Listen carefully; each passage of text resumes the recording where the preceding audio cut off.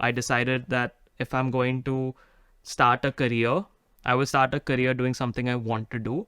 And I looked into my personal life for inspiration, and I saw this big question mark, and I saw this box of worms, and I decided, you know what? The world needs to know more about this, and let's try to tackle that as a solution.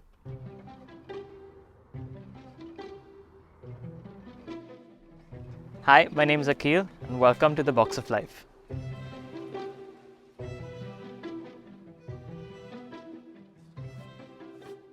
I grew up in Mumbai, in India, for 18 years. After that, I did a master's in the US, a job in data analytics for 3.5 years.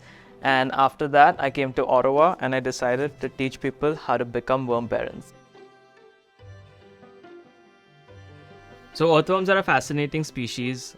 Darwin studied earthworms just before he died, and he was about to publish this manuscript. And I don't know the details about it, but if Darwin was fascinated by worms, that means there's something about them. So this is a big worm farm where we breed our red wigglers, and we feed them coffee grinds from a neighboring coffee shop. And this is their ecosystem. These are red wigglers. You can tell the age of a worm by noticing their body. So close to the head, if their body is smooth, it is not an adult. But an adult will have a distinctive band near its head, a slightly elevated band, and that's the sexual organ. It's called the clitellum. Growing up in Mumbai, I was fortunate to take family trips in national parks and in nature and kind of just experience greenery around me, which is hard to find in a city like Mumbai. It's just a concrete jungle.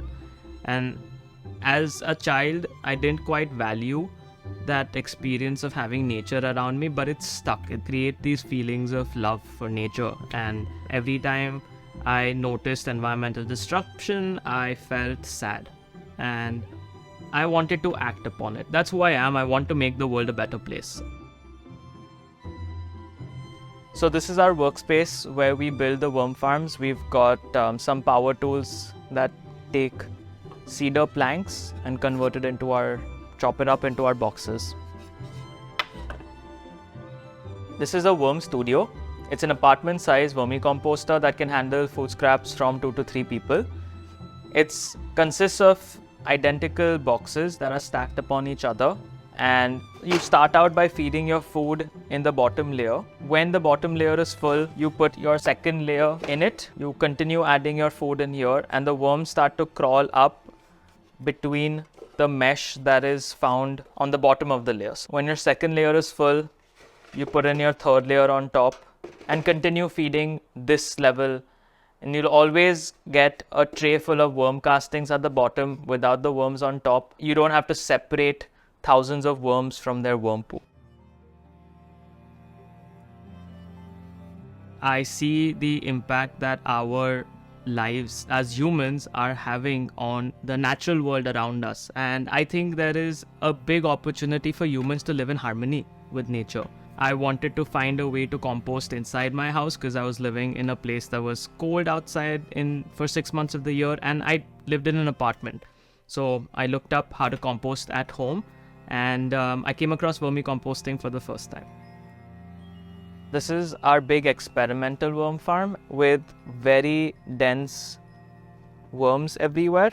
And what these worms are doing is eating away at this food waste and turning everything into the darker material that you can see as you dig below. So that's your food scraps being broken down, and this is the end product that it breaks down into. So my mission when I started the Box of Life is to make vermicomposting mainstream. It is a cool process. People just don't know about it. So any opportunity that I can get to educate and inspire people to start doing something like this, or even to have heard that word vermicomposting, is doing something for the greater good. And so I relish opportunities like this to spread awareness.